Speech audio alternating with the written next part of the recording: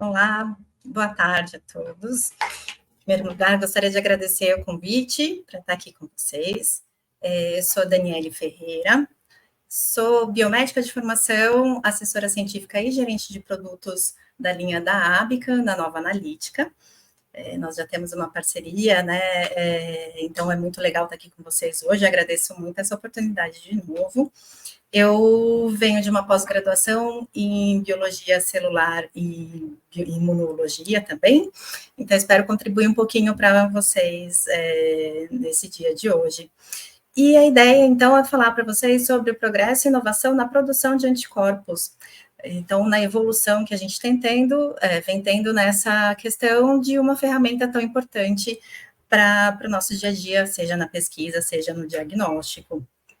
Então, do lado direito aqui, eu deixo para vocês as nossas redes sociais e faço um convite, então, para que vocês participem, se inscrevam, acompanhem, a gente tem sempre um material divulgando ali, e podem marcar a gente também, vai ser um prazer repostar.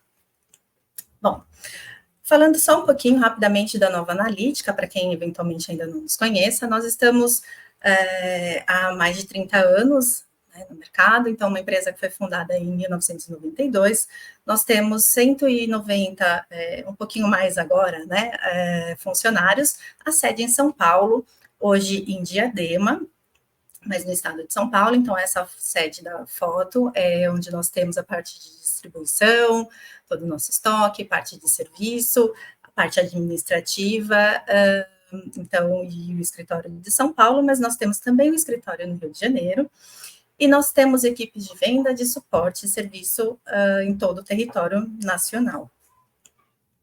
Bom, a analítica, ela é dividida basicamente em três setores, né, três divisões. A divisão de instrumentação analítica, então é uma parte mais para atendimento na parte química, a divisão de life sciences com bioprodutos e a divisão administrativa.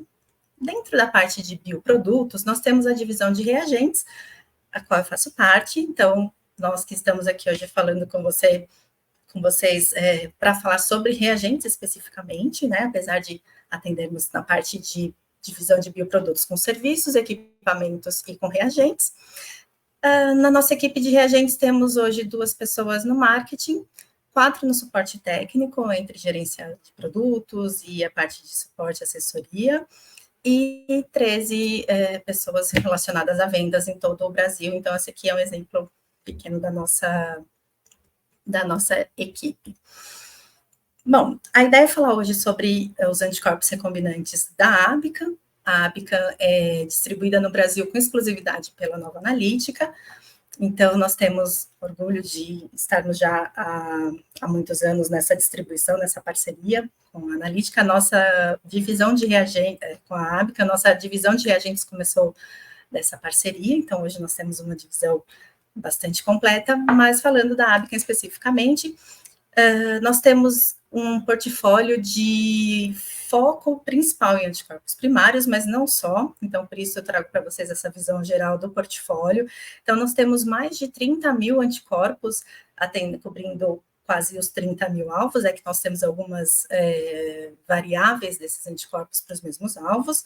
Nós temos kits de ELISA, que são kits de uso bem simplificado, chama Simple Step, inclusive, né, dentre outros kits convencionais. Eles são kits para testes rápidos, então, o desenvolvimento rápido, de forma rápida, não um teste rápido que a gente conhece, né, então, desenvolvimento em 90 minutos. Nós temos a parte de conjugação feita tanto na Abicam quanto kits de conjugação para as diversas moléculas, seja fluorocromo, seja partículas de ouro, enzimas. Temos proteínas bioativas, linhagem celular, tanto nocaute quanto selvagem, e proteínas derivadas dessas linhagens, né, então extratos dessas linhagens. Temos vários ensaios celulares e bioquímicos, e também anticorpos prontos para conjugação, com os nossos kits de conjugação. Como a ideia hoje é falar sobre os anticorpos e toda essa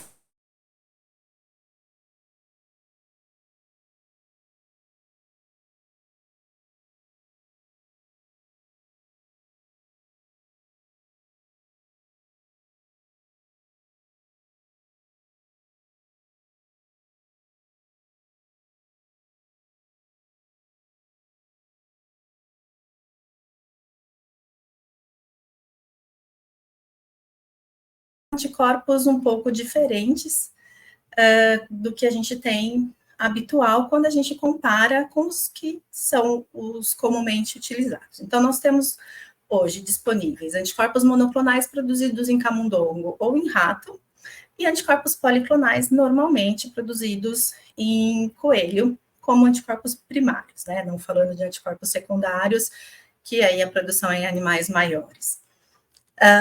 E o que esses anticorpos de coelho têm de diferente? Eles têm um desenvolvimento diferencial que façam que eles tenham esse desempenho melhor, né?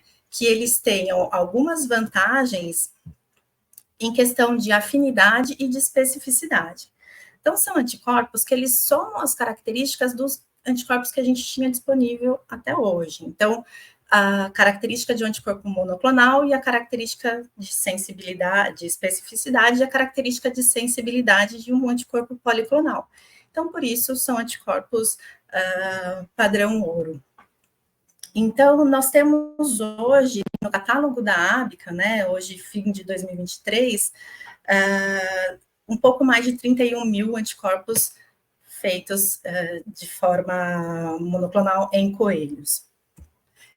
Nós temos o portfólio ainda de anticorpos monoclonais de camundongo e rato e também os policlonais. Então, esse é só o portfólio de camundongo, de primário de coelho. Bom, falando em anticorpo, eu estou comentando com vocês, né, que a gente tem alguns tipos, diferente disso, é melhor do que aquele, somando a característica, mas eu não sei se para vocês isso é muito claro, quanto é familiar, essa questão da diferença dos tipos de anticorpos.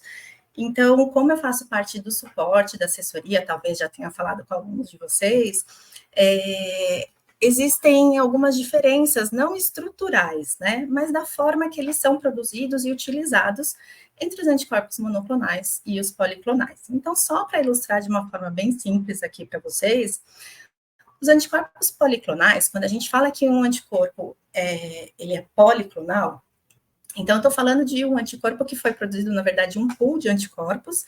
Então, foi produzido em um animal, há a imunização desse animal, esse animal gera essa resposta contra esse imunógeno, contra essa proteína, esse antígeno que eu tenho interesse de avaliar, e eu gero uma resposta, um pool de resposta imunológica. Então, é processada essa proteína, esse antígeno, vários epítopos vão ser apresentados, e várias células, vários linfócitos, né, vários clones de linfócito B vão reconhecer, e cada linfócito vai produzir um tipo de anticorpo específico. Esses anticorpos todos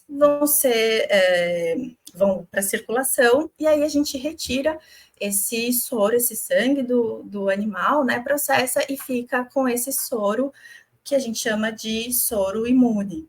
Então, que nada mais é do que toda a resposta imunológica de anticorpo que foi gerada contra aquele antígeno presente, então, nesse tipo de amostra. Então, esse é o anticorpo policlonal.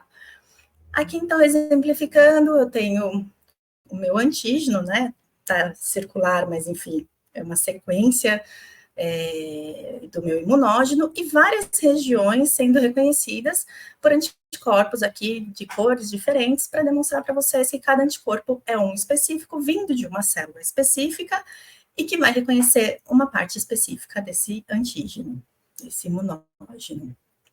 Quando eu trabalho com anticorpo policlonal, então eu tenho um reconhecimento de quase que toda a minha superfície, né, de quase toda a minha proteína, o meu antígeno.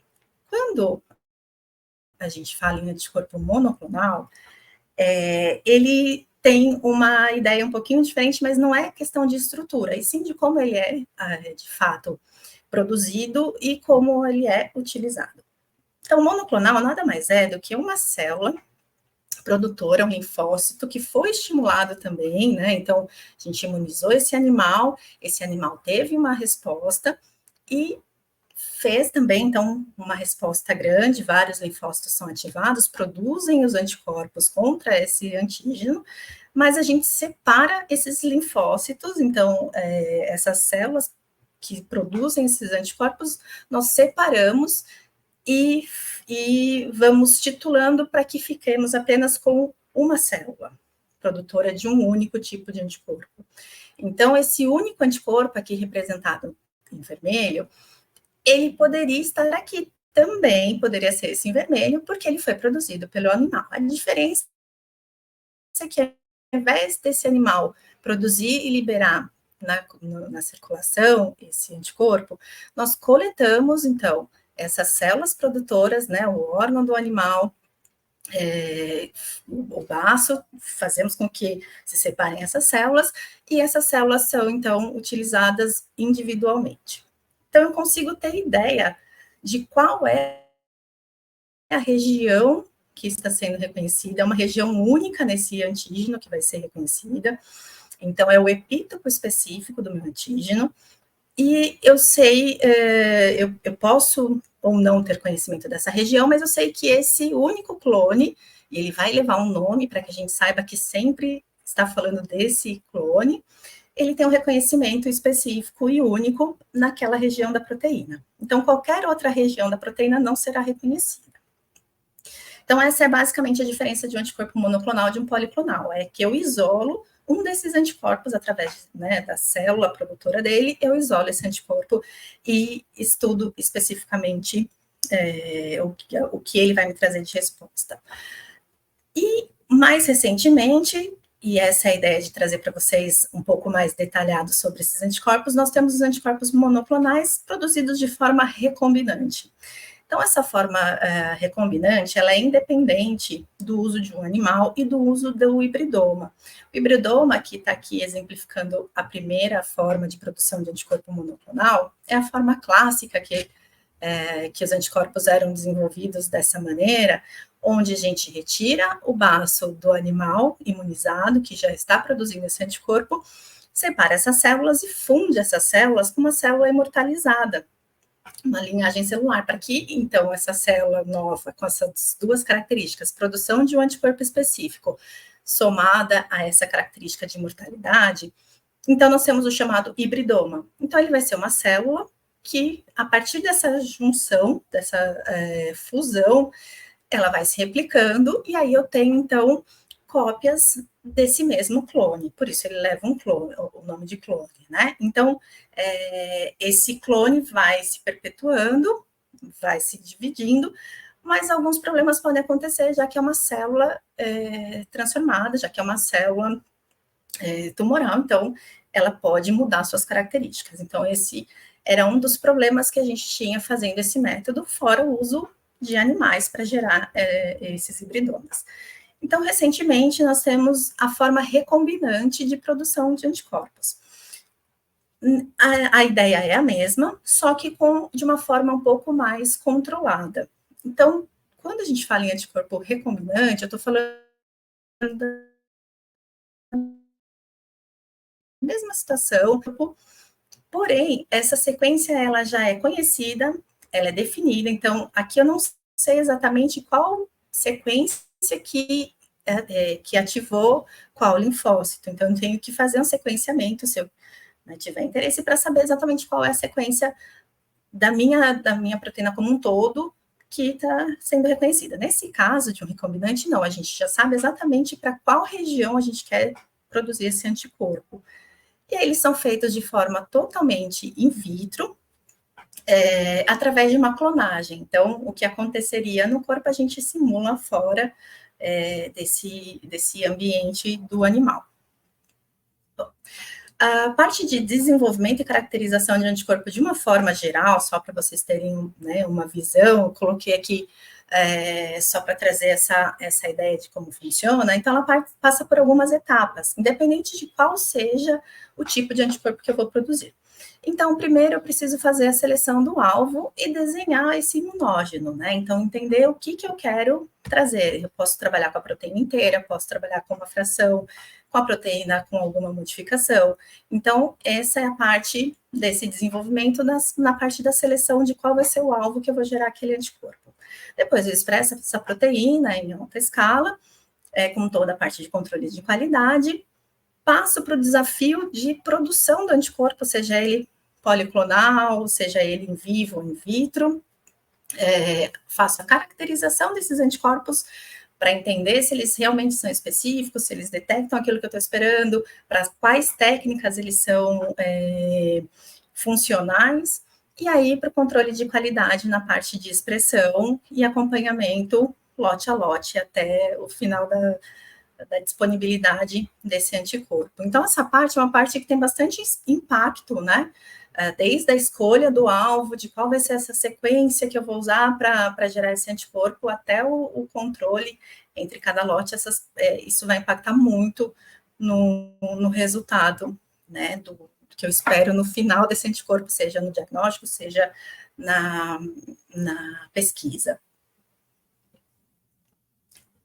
Na parte de produção, né, só para vocês terem uma ideia de como funciona, então nós temos aqui os anticorpos produzidos de uma forma tradicional, então anticorpos policlonais ou monoclonais, e só para trazer para vocês, então, um pouquinho da diferença quando eu falo e por que eu vim falar dos Rabimabs recombinantes, né? Bom, então os anticorpos policlonais, que a gente ainda usa muito, cada um tem uma característica, não estou falando bem nem mal de cada um, né? É que a tecnologia vem melhorando e a gente vem conseguindo fazer coisas cada vez mais específicas, mais adequadas, mas cada situação tem um uso aqui. Então, os anticorpos policlonais, eles normalmente são produzidos em animais de médio porte, então, galinha, coelho, cabra. A gente, como quer usar o soro desses animais, então precisa de um volume um pouquinho maior, então normalmente não são feitos em camundongo, por exemplo, justamente por essa questão do volume. E aí eles trazem algumas características que a gente já sabe, né? Eles têm uma alta sensibilidade, então se eu precisar de uma marcação um pouco mais forte, o policlonal me traz isso, porém ele tem uma baixa especificidade.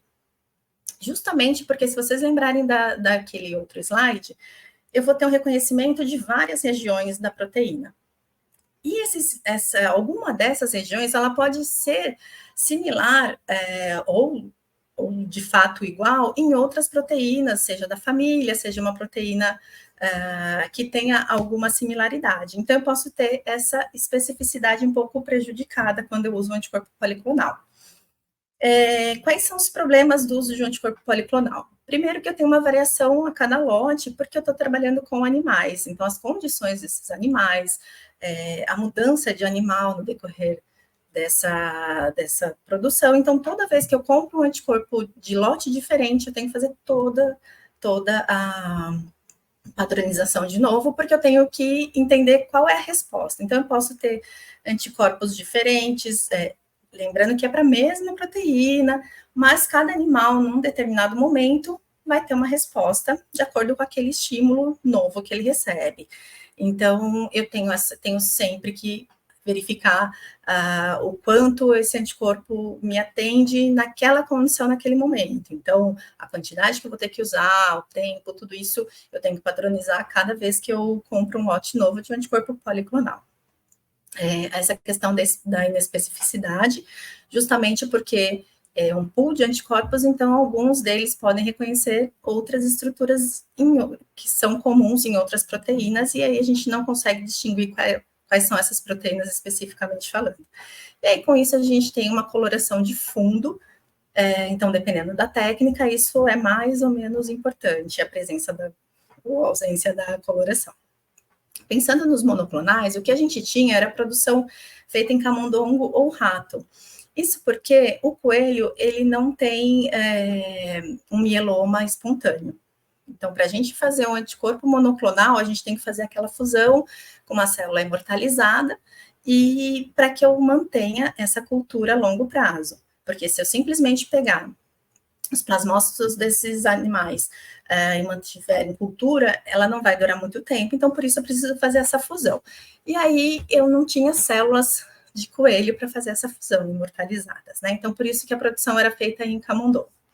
E aí a gente tem o inverso do que a gente tem com policlonal. São anticorpos com uma alta especificidade, porque eu sei exatamente, né, que ele vai reconhecer uma única região, então ele só vai reconhecer outra proteína se essa proteína tiver exatamente essa mesma região. Só que ele tem uma baixa sensibilidade, então eu tenho que usar muito anticorpo e ainda assim eu não tenho um sinal muito bom. Então, proteínas que são de baixa expressão, usando o monoclonal é um pouco mais difícil. Alguns problemas dos monoclonais de camundongo, especificamente falando. Eles não reconhecem epítopos pequenos, não distinguem muito entre pequenas diferenças. Eu tenho que usar numa alta concentração. Eles não são muito bons para usar em imunistoquímica, em tecido parafinado, então eu acho que alguns de vocês já têm essa experiência aqui. E também, quando o modelo é de roedor, fica bastante difícil conseguir o anticorpo primário produzido em camundongo para usar com um roedor. Mas em algumas situações, quando a gente trabalha com espécies animais que a gente não tem no dia a dia um anticorpo específico, então pensar num policlonal é a solução para muitas vezes a gente conseguir trabalhar. Então, não é que o policlonal seja ruim ou monoclonal, cada um tem uma característica de acordo com aquilo que eu pretendo estudar. Então, frente a esse cenário, a gente precisava de anticorpos primários que fossem mais eficientes. E aí que entra, então, o Rabimab na história. E por que, então, essa questão, né? A gente não conseguia fazer, então, um anticorpo monoclonal em coelho, porque o coelho não desenvolve o mieloma espontâneo. Então, na década de 90, a Epitomics, ela conseguiu gerar uma linhagem de mieloma. Essa linhagem, ela foi utilizada para a produção de anticorpos, então, do tipo do Rabimab. Esses anticorpos, eles são, então, vindos de uma imunização no coelho, como se eu fosse gerar um anticorpo policlonal. Só que aí eu retiro, então, o baço desse coelho e consigo isolar as células e fazer a fusão com essa nova célula que foi desenvolvida na década de 90. Então, artificialmente foi desenvolvida. A Epitomics, então, teve a patente, então somente a Epitomics conseguia desenvolver anticorpos monoclonais produzidos em coelho. E aí, então, a Abica, vendo a característica desses anticorpos em 2000, em 2012, ela incorporou a Epitomics. Então, hoje, ela é detentora da patente do Rabimab. Então, novos anticorpos produzidos em coelho, a partir dessa fusão, só podem ser feitos pela Abica. E para vocês terem uma ideia, entre 2002 e 2012, nós tínhamos cerca de 5.000 anticorpos ao todo, sendo alguns para pesquisa, a maior parte para pesquisa, alguns para uso no diagnóstico. E eu pus aqui 2 exemplos, porque em 2019, então um pouquinho antes da gente encerrar um ciclo de palestras presenciais, que a gente fazia bastante, né? Então, nós tínhamos aqui um dado registrado de menos de 20.000 anticorpos do tipo Rabimab até 2019. Então, hoje, 4 anos depois, nós já temos um pouco mais de 31 mil anticorpos. Então, só para vocês entenderem essa ideia da Abica, fazer anticorpos monoclonais com uma qualidade maior. Então, por que pensar no monoclonal de coelho? Então, como eu comentei com vocês lá atrás, quando a gente compara as duas características principais que os anticorpos podem ter, então, ou ele tem uma alta afinidade, então ele tem uma sensibilidade aumentada, como é uma característica dos anticorpos policlonais de coelho, só que aí eles têm uma baixa especificidade, então, por reconhecer várias regiões da proteína. Quando eu penso no monoclonal de camundongo, eu tenho o inverso, eu tenho uma alta especificidade, mas com uma baixa afinidade. E quando eu olho para o anticorpo monoclonal produzido em coelho, eu vejo uma junção melhorada das características aqui dos dois. Então, apesar dele ser produzido em coelho tal qual um policlonal, eu consigo isolar anticorpos melhores desse pool de anticorpos de um policlonal, eu consigo isolar aquele que é melhor. Então, eu vou ter, além da alta especificidade esperada de um monoclonal, eu tenho uma alta afinidade, até mesmo maior do que quando eu uso um policlonal. Então, essa é a característica que faz com que ele seja um anticorpo diferenciado, né? Então, ele traz várias vantagens. Aqui um resuminho bem básico das principais vantagens desses anticorpos. Então, a gente tem baixa coloração de fundo por conta da especificidade aumentada. A gente tem uma afinidade alta, por conta de testes que a gente consegue fazer para quantificar isso, que é a constante de dissociação. E porque a gente consegue reconhecer vários epítopos novos com esses anticorpos que a gente não conseguia antes com os anticorpos, sejam eles policlonais, que a gente tinha um misto de informações, seja monoclonal de coelho, de camundongo, desculpa. Então, o que tem de diferente, né? É a questão do reconhecimento antigênico do coelho, que é superior, inclusive, ao nosso. Então, imagina ao de camundongo. Então, quando a gente trabalha com anticorpo monoclonal de camundongo, a gente tem aqui respostas imunes um pouco mais limitadas. Então, pequenas moléculas, peptídeos, semelhanças entre proteínas, ele não consegue reconhecer e gerar um anticorpo contra, né? Também tem baixa resposta contra proteínas de roedores, que é um modelo muito utilizado na pesquisa. E a grande questão é que o reconhecimento antigênico é menor mesmo, né? Então, o camundongo reconhece um número menor de epítopos em cada antígeno. Então, por outro lado, quando a gente fala de coelho, a gente tem tudo melhorado por conta do reconhecimento antigênico mesmo que ele tem. Então, por conta de ter um maior repertório de células B, a gente consegue gerar muito mais antígenos, muito mais reconhecimentos de epítopos dentro desse antígeno. A gente consegue uma boa resposta contra proteínas de roedores, contra pequenas moléculas, e é um anticorpo ótimo para a gente usar em imunistoquímica tecido parafinado.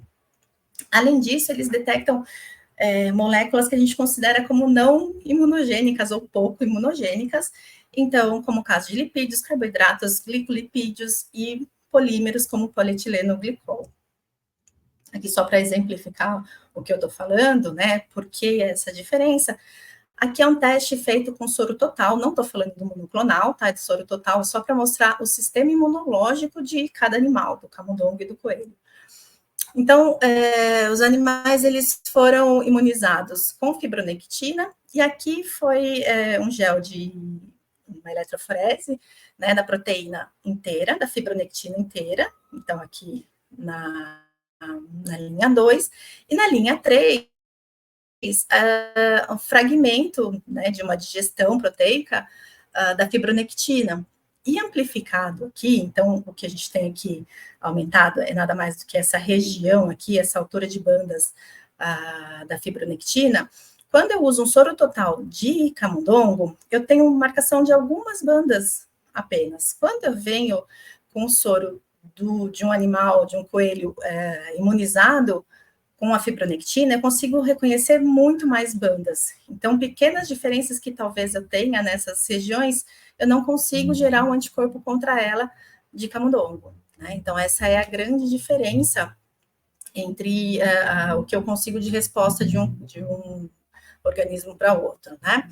Então, na prática, eu consigo isolar mais clones, então eu tenho um repertório muito maior para escolher os melhores. Por isso que eles têm um desempenho melhor. E por isso são anticorpos de uma qualidade maior.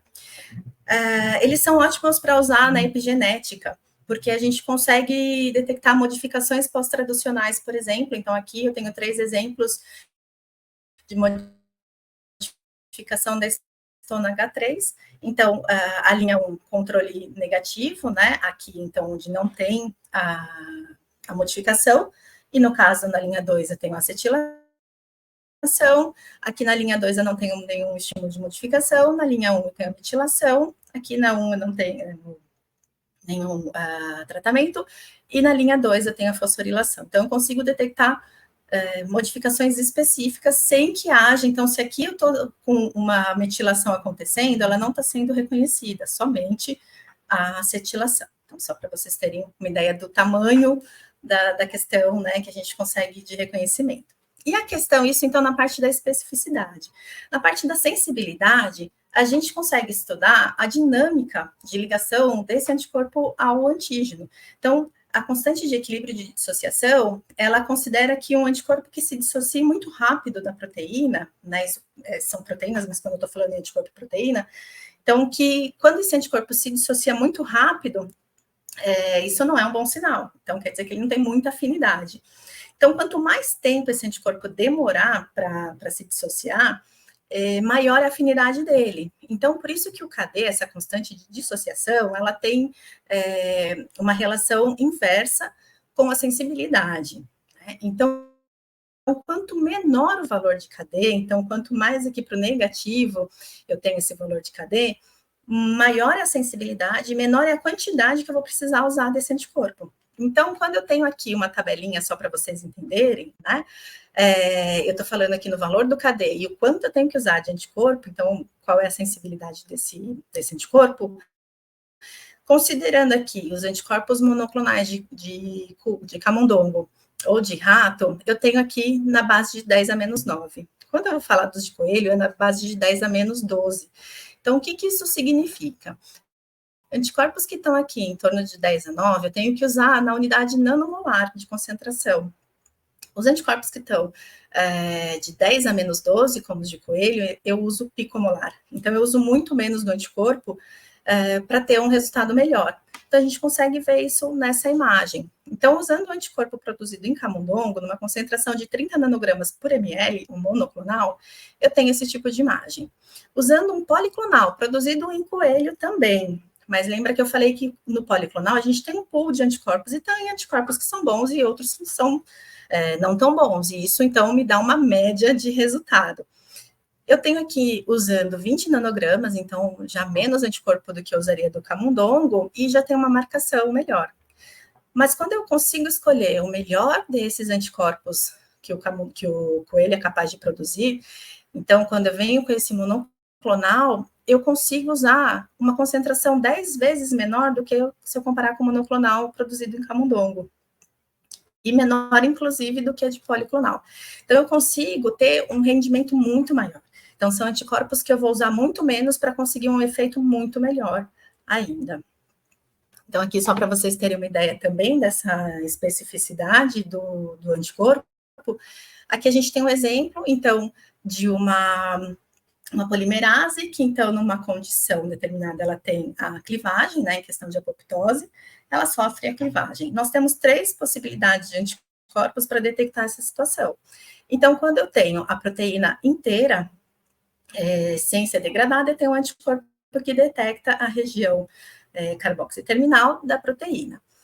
Quando ela é clivada, eu tenho dois fragmentos sendo produzidos, um de 25 kilodaltons e um de 85. E eu tenho 2 anticorpos que só reconhecem esses tamanhos. Então, quando ela está clivada, ele reconhece, então, o fragmento de 85, e numa condição normal, onde não tem apoptose, ele não reconhece a proteína inteira. E também não reconhece o fragmento de 25. E a mesma coisa para esse anticorpo contra a região de 25 kilodaltons. Aqui só um exemplo de que a gente tem uma reatividade de progesterona de 100% no anticorpo para progesterona, mas proteínas que têm similaridade, hormônios outros que tenham similaridade, a reatividade é muito baixa do anticorpo específico. Então, para vocês entenderem o que o coelho traz de diferença mesmo. E aí, quando a gente trabalha com esses anticorpos, a gente consegue fazer uma validação muito maior. Então, ele é o nosso foco principal. Então, a gente consegue validá-los nas principais aplicações do laboratório, Western blot, citometria, imunistoquímica, ou imunocitoquímica, seja para fluorescência ou cromogênica, para citometria, enfim, para uma série de técnicas. E principalmente em humano, camundongo e rato. Além disso, esses anticorpos, eles têm uma validação que a Abican já foi premiada por conta dessa validação, hoje outras empresas também utilizam, mas ela foi a primeira a utilizar, é a chamada validação knockout, onde a gente considera como controle negativo verdadeiro. Então, os anticorpos, sempre que possível, são testados numa linhagem selvagem para a proteína, para a expressão daquela proteína, contra uma linhagem controle knockout, onde não tem a expressão dessa proteína, né? Então, a ideia é que os anticorpos passem por essa validação e os anticorpos que eventualmente detectarem alguma coisa numa proteína, numa linhagem celular que não expresse, que seja knockout, ele não é comercializado. E a Abican vem fazendo essa validação também para os anticorpos mais antigos que não tinham essa validação na época. E se notar que algum anticorpo não é eficiente, não é específico, ela retira de comercialização e informa o usuário que comprou. Então, dentro disso, a gente tinha essas características, né? Mas para finalizar com vocês, eu passei um pouquinho, peço desculpa, porque eu estou 5 minutos à frente, mas a gente tinha necessidade de ter reprodutibilidade.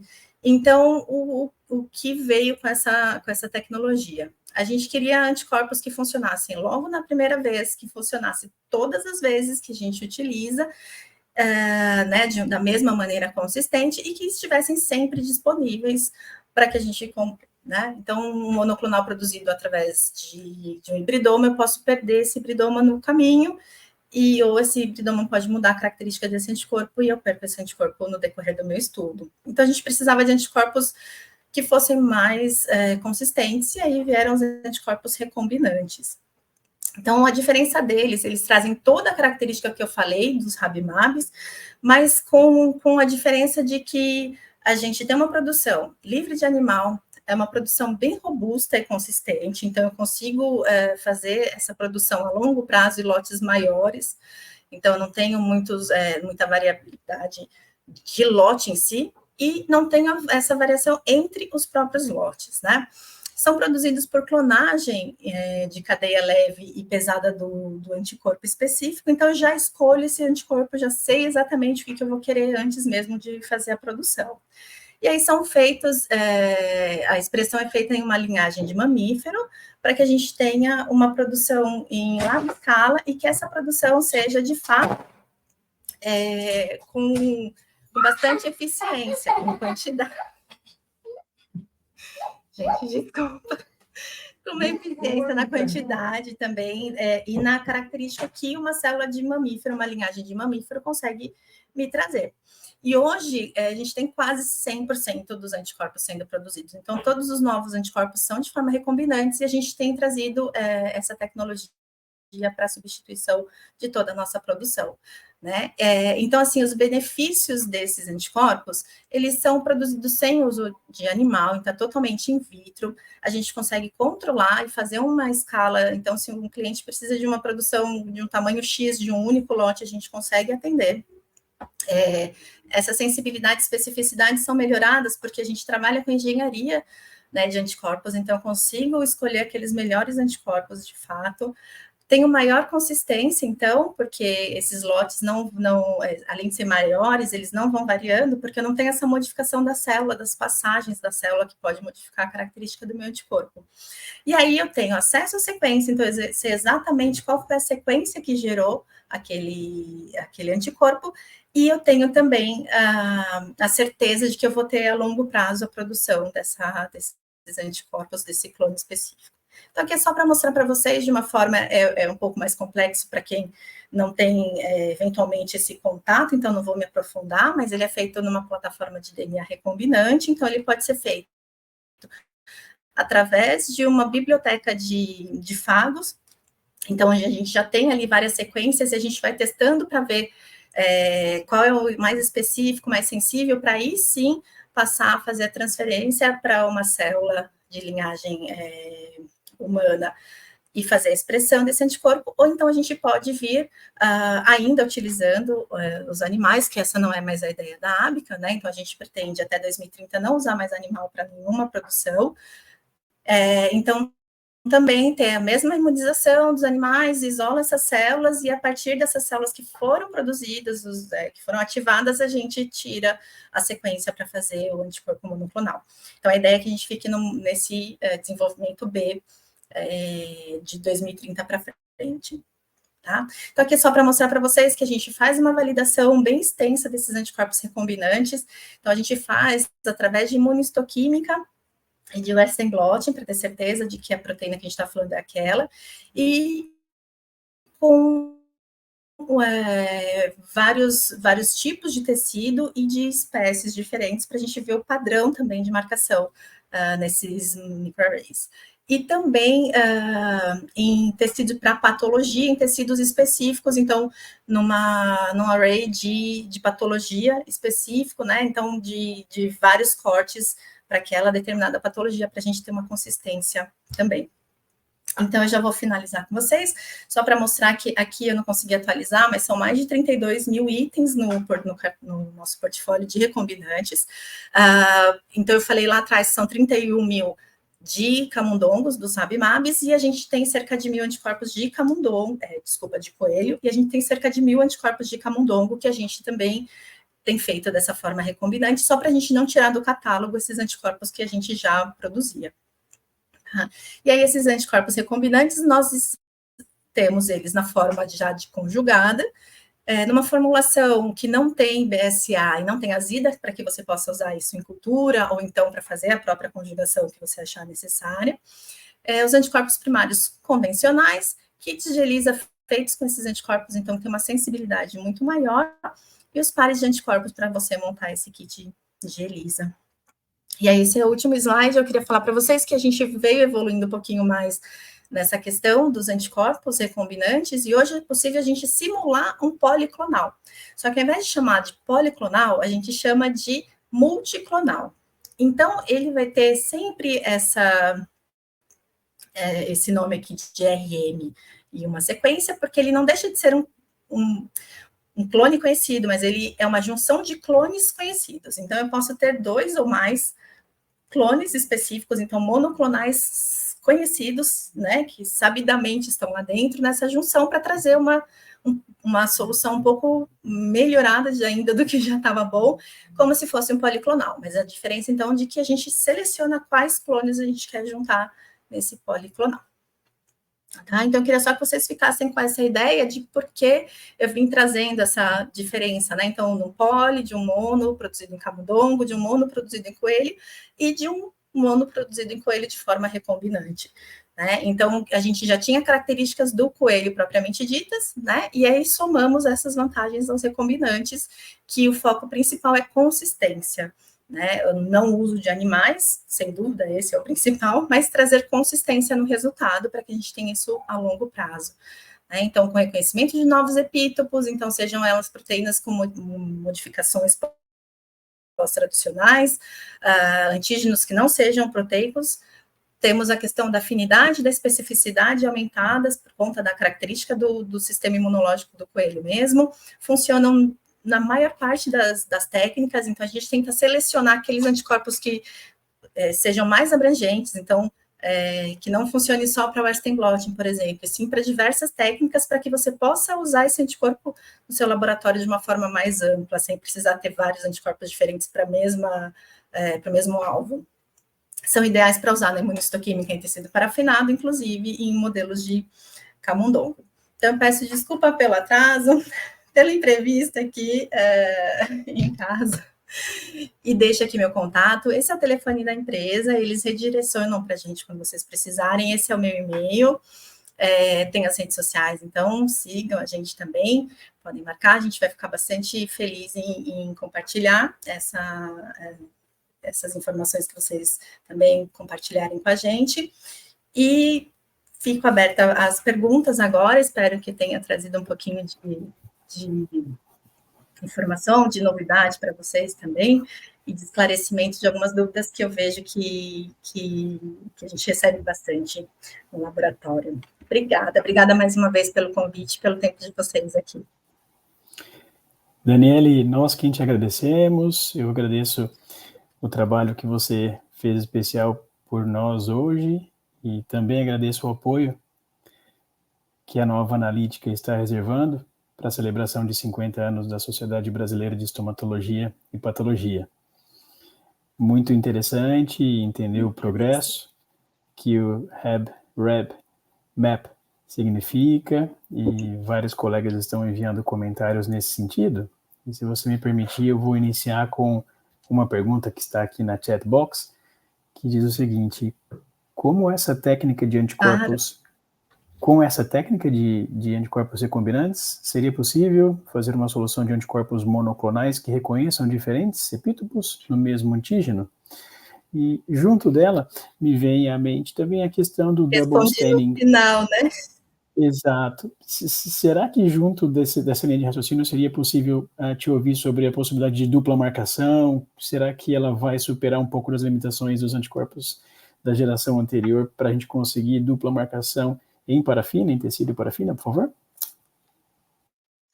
Sim. Na verdade, a gente precisa de uma outra aula aqui para falar um pouquinho mais, né? Tive que fazer essa aula bem enxuta para trazer para vocês essa visão geral, né?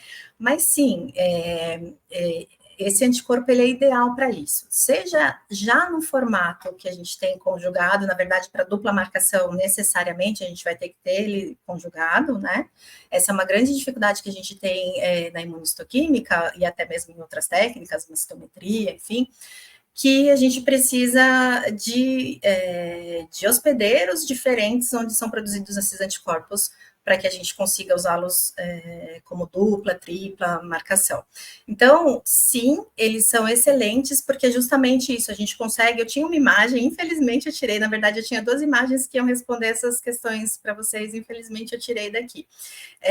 Mas que eles são altamente recomendados para fazer essas múltiplas marcações, não só duplas, justamente cada um com a sua conjugação. Nós temos um portfólio do anticorpo não conjugado, ou já com algumas conjugações, mas temos essa possibilidade dos anticorpos também sem BSA e do fluorocromo, ou que quer que você queira conjugar, separados, para que você monte o seu painel também, de acordo com a sua necessidade. Esses kits são fáceis de 30 minutos de conjugação, você não precisa lavar, então são super apropriados para a gente fazer nessa questão, e sim, trazem essa especificidade. Então, a imagem que eu tinha para trazer era super legal, é que agora para eu procurar eu vou trazer uma bagunça aqui, mas... Tranquilo. E aí a gente tem até uma técnica nova, não usando anticorpos da Abica, não é a imunistoquímica tal qual a gente está acostumado a ver, mas que são várias marcações, e aí o equipamento, ele retira a proteína e mantém a coloração de onde teve essa marcação. Então, a gente tem uma marcação, se eu não me engano, a imagem que eu tirei de 7 ou 8 cores diferentes, então, muito bem definido, é muito legal de usar esse anticorpo, né? E respondendo a primeira pergunta, sim, hoje a gente tem os chamados multiclonais, né? Que são com essa ideia de melhorar o que já estava bom mesmo. Então, anticorpos controlados, sabidamente, né, que reconhecem tal epítopo, para que eles sejam, e sempre vão ter essa informação, essa nomenclatura, né, na frente. GRE. Perfeito, Daniele, muito obrigado pelas respostas. Agora uma dúvida mais pelo ponto de vista de logística e acesso. Nós, dentro do braço de ensino, pesquisa e extensão, na perspectiva universitária, acadêmica, sempre temos dificuldade, muitas vezes, no sentido de tempo entre a compra e a chegada dos produtos. Isso é um processo latino-americano, brasileiro, que afeta, claro, todos nós como consumidores e produtores também. Então, a minha perspectiva nesse sentido é o seguinte, esse progresso tecnológico, ele de alguma maneira poderia encurtar o tempo para que nós, como consumidores, como universidades, laboratórios, recebêssemos o material? Existe produção na América Latina ou ainda a gente segue no modelo tradicional de reagentes, componentes feitos fora da América Latina e que vem para cá num processo que naturalmente, compreensivelmente, é mais demorado? A questão do Brasil, especificamente, assusta todos os fornecedores, né? Então, como a gente tem um contato direto com os fornecedores, eu fazendo a parte também, né, de suporte de gerenciamento, o problema, de fato, é a chegada no Brasil. Então, a gente recebe, nós temos, a Analítica tem um escritório que faz o desembaraço em Miami, então os produtos chegam para a gente, vem da Abican Estados Unidos, a Abican é inglesa, mas a gente recebe da Abican Estados Unidos, e então prontamente eles são enviados em 1 a 2 dias. O problema todo é quando vem para o Brasil. Então, a gente não consegue um tempo menor do que 30 dias. Então, tem várias condições que são impeditivas aqui, e aí a gente tem situações que eles não conseguem nem entender como que funciona, né? Então, realmente, essa questão de tempo é um problema e a gente não consegue ver muita solução. Vem desse repertório da Abican, só de anticorpos Rabimab, de mais de 32 mil itens, a gente, infelizmente, não consegue ter um estoque. A gente tentou fazer algumas coisas, mas inviabiliza porque se eu pegar toda a minha planilha de vendas, poucos são os itens que se repetem. Então, porque é muito, a gente é focado em pesquisa, né? E pesquisa é muito amplo, o que atende para você não atende o outro colega.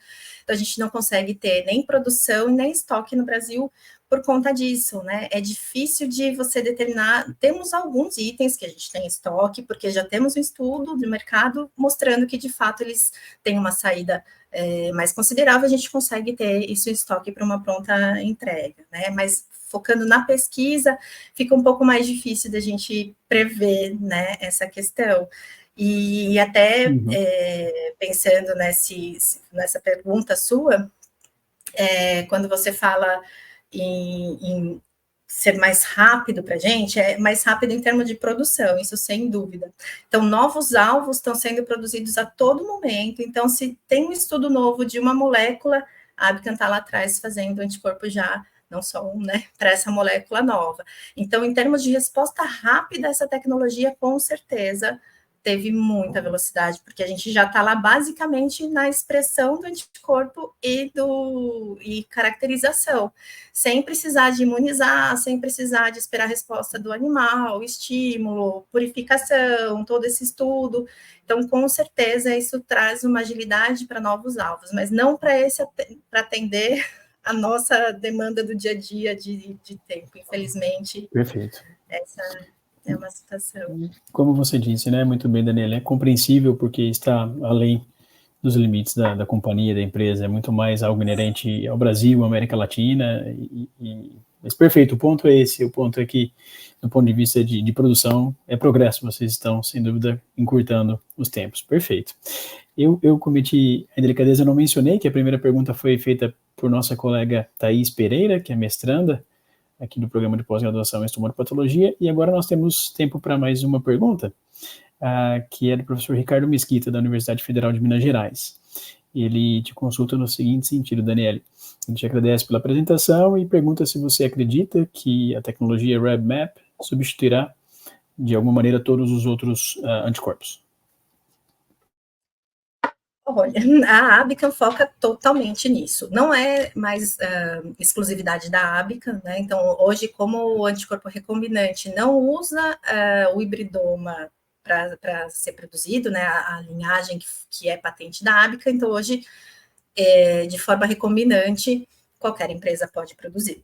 De longe, nós somos a empresa com maior portfólio, então, assim, é uma questão muito gritante, e a ideia da Abcam é, sim, a produção de anticorpos novos, toda ser passada, né, para essa parte recombinante, não só os Rabimabs, mas de forma recombinante também.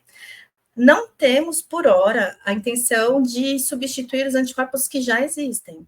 Então, nós divulgamos para que vocês percebam a diferença dos anticorpos policlonais convencionais ou monoclonais de camundongo, por exemplo, e façam essa substituição, né? Mas nós não vamos deixar de atendê-los com esses anticorpos que nós já temos no portfólio, mas eles não vão crescer, nós não vamos produzir novos anticorpos nesse formato. Então, sempre os Rabimabs, por conta desse, eu não sei se eu consegui trazer para vocês, de fato, essa questão, né? Mas, assim, repertório, então, se eu fosse chutar um número, o camundongo, eu consigo reconhecer 10 sítios no antígeno, o coelho eu vou reconhecer 30, 40. Então, eu consigo, dentro desses, escolher os melhores. E consigo também reconhecer sítios que não eram reconhecidos, que passavam batido no sistema imunológico do camundongo. Então, eu tenho novos anticorpos que só existem porque são Rabimabs. Então, não vou dizer substituição, porque isso a gente não vai deixar, de fato, de atender um cliente que já estuda há anos com aquele monoclonal de camundongo, mas estimulamos, sim, o uso. Até eu também tirei da apresentação um comparativo de anticorpo monoclonal bem citado de camundongo, que a gente tirou, porque hoje, com o que a gente consegue comparar e avaliar, ele não era específico, e nós temos um Rabimab para substituir, que quase não tem publicação, porque ele é novo. Então, também para desmistificar essa questão de número de publicação, porque às vezes é um anticorpo antigo, mas que não tinha tantas validações disponíveis na época, e que vem sendo utilizado. E aí, hoje, a gente se depara com condições melhores de avaliar esse anticorpo e de ver que tem um anticorpo melhor para substituir. Então, eu acho que essa é a ideia, assim, né, de passar essa troca. Perfeito. Daniele, olha, mais uma vez, em nome da Sociedade Brasileira de Estomatologia e Patologia Oral, eu te agradeço, em nome, claro, também aqui da nossa comissão organizadora do 50º evento, pelo suporte, pelo tempo, pelo trabalho, para que a gente compreenda o futuro do que vai nos atender no contexto desses diagnósticos avançados. A palestra foi muito especial e, por conta do tempo, a gente vai encerrar por aqui, então. Muito obrigado à Nova Analítica por ser patrocinadora oficial. Eu agradeço e a gente se encontra, então, ano que vem. Combinado, a gente se em julho de 2024. Muito obrigado por tudo. Isso, obrigada. Tchau. Eu vou deixar um recado breve aqui para a sequência das nossas atividades. Agora, na sequência, a palestra da Daniele, nós temos um vídeo de uma outra grande patrocinadora da nossa equipe, do nosso evento, da SOBEP, que é a São Leopoldo Mandic. E eu antecipo também o fato de que nós estamos com um atraso para a palestra do professor Joel Epstein, que vai fechar o nosso evento, do ponto de vista científico.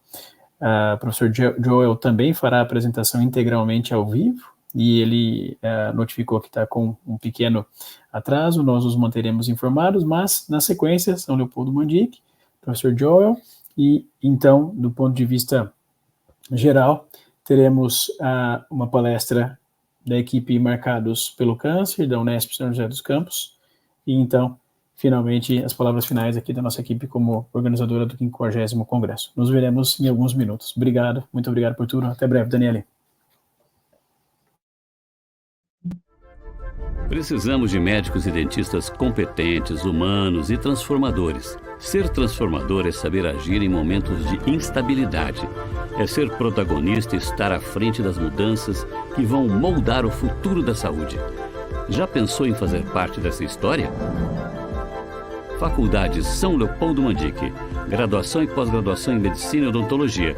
A gente forma, você transforma. slmandic.edu.br